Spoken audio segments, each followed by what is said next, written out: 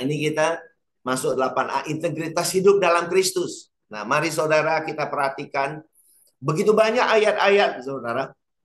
Begitu banyak ayat-ayat, saya ambil beberapa. Nah, di Filipi 2 ayat 2 berkata, karena itu sempurnakanlah sukacitaku dengan ini.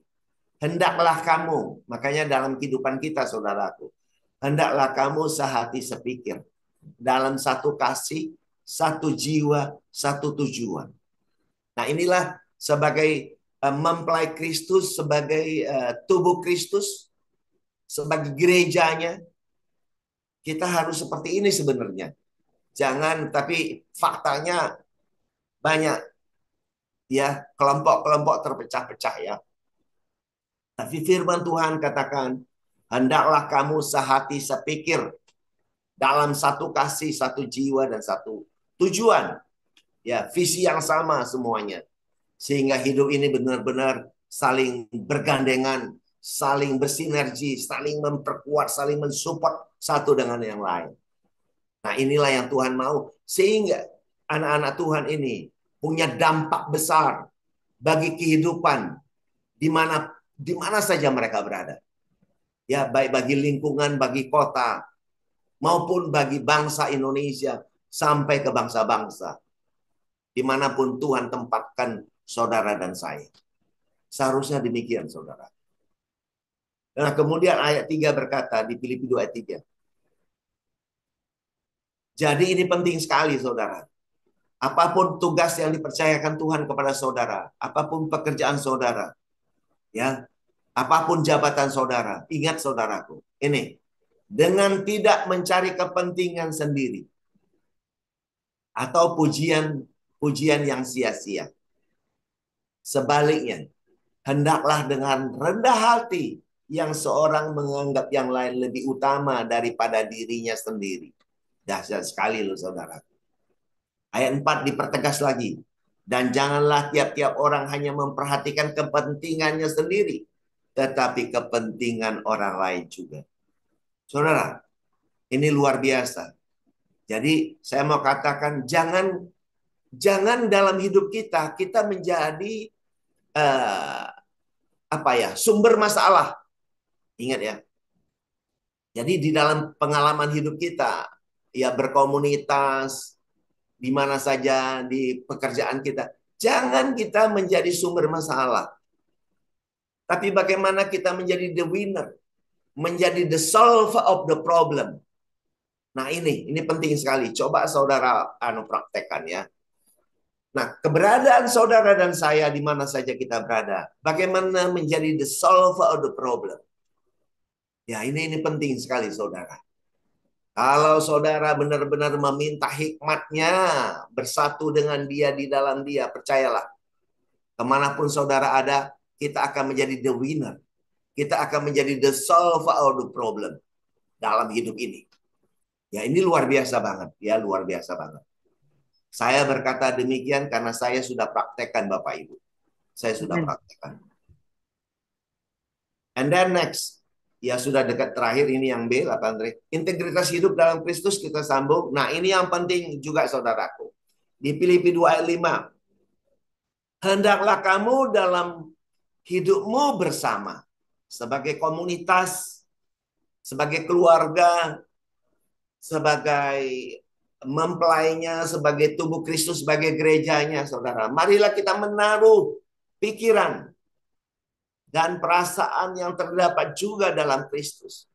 Jadi saudara, karena hidup kita bukan kita lagi udah end of me, ego kita sudah kita buang, udah hilang saudara. Manusia lama kita udah nggak ada saudara.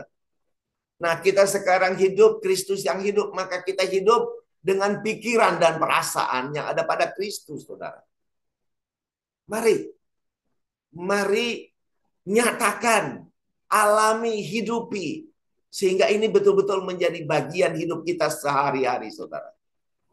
Maka di ayat 13 dikatakan, saudara, di Filipi 2 ayat 13, dahsyat sekali. Karena Allah lah yang mengerjakan di dalam kamu, baik kemauan maupun pekerjaan menurut kerelaannya. Saudara, Kalau kita telah menjadi manusia baru, itu hidup di dalam dia, dia hidup di dalam kita, saudara. Kita menyatu unity dengan dia, menjadi satu roh dengan dia. Maka dalam casing ini, pikiran kita yang sudah diramu oleh kebenaran Sang Firman yang hidup itu, dia yang hidup dalam kita. Maka dalam kehidupan kita, kemanapun kita pergi dan dimanapun kita berdiri, apapun yang dihadapi, maka pikiran Kristus dan perasaan Kristus akan mengalir lewat saudara. Ya, karena ada di pikiran saudara, maka perkataan saudara, ya, perkataan-perkataan yang keluar dari mulut kita, maupun apa yang kita lakukan, tindakan kita, itu semua turut kebenaran. Kebenaran Sang Firman itu sendiri, saudara. Maka kita adalah orang yang berintegritas dalam hidup. Baik secara sekuler maupun seturut dengan kebenaran firman Tuhan. Itulah kita. Ya, maka anak-anak Tuhan sebetulnya yang telah menjadi mempelainya ini akan dahsyat. Ya, luar biasa. Dan 14 dikatakan, ayat 14, lakukanlah segala sesuatu dengan tidak bersungut-sungut dan berbantah-bantah. Jadi do the best, ya, lakukan.